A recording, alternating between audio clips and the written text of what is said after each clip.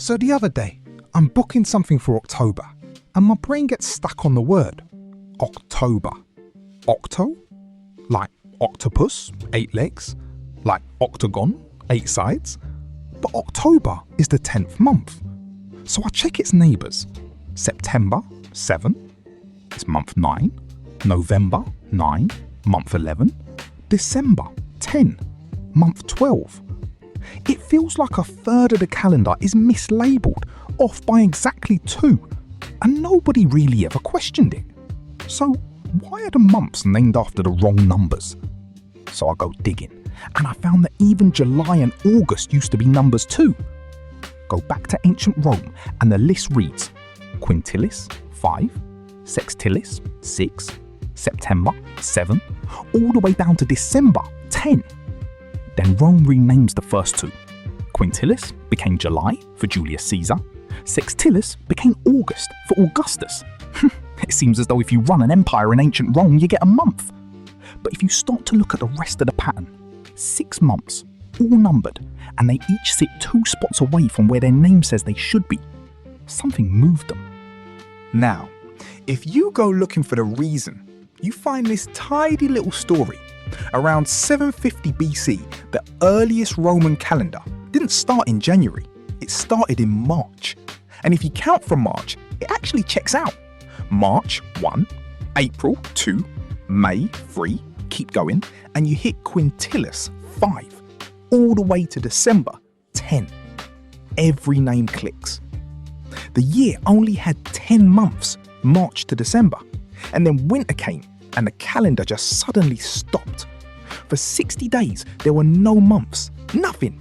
No names, no dates, nothing. Why?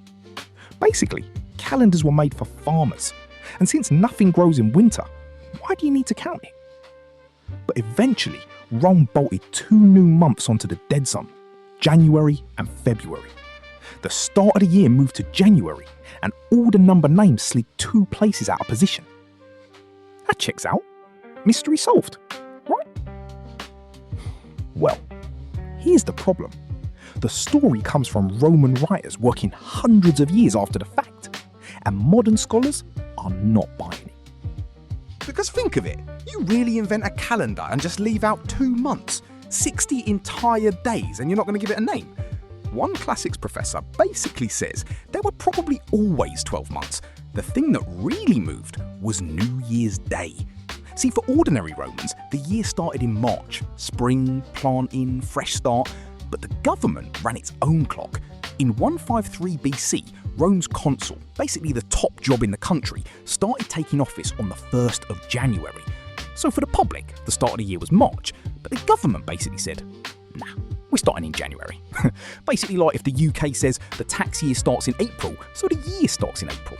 You get the analogy. I hope you do. And over the centuries, January just won.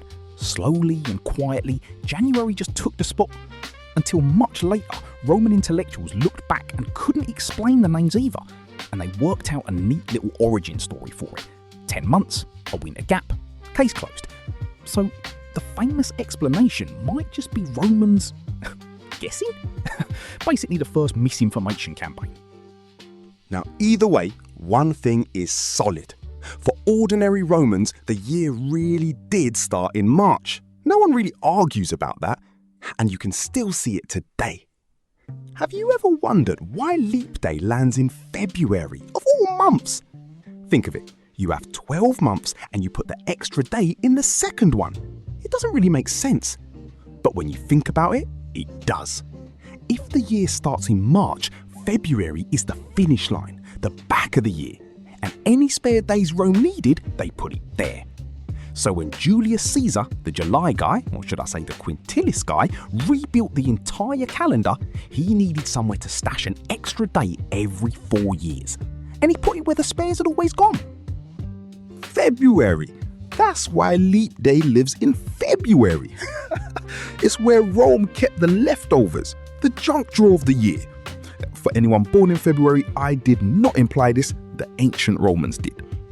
So next time you write September and the word says 7 and the month says 9, nothing got mislabeled. The world moved and the names just stayed. And by the world, I mean Rome. Like and share while I keep digging up the why of everything we just accept. Cheers.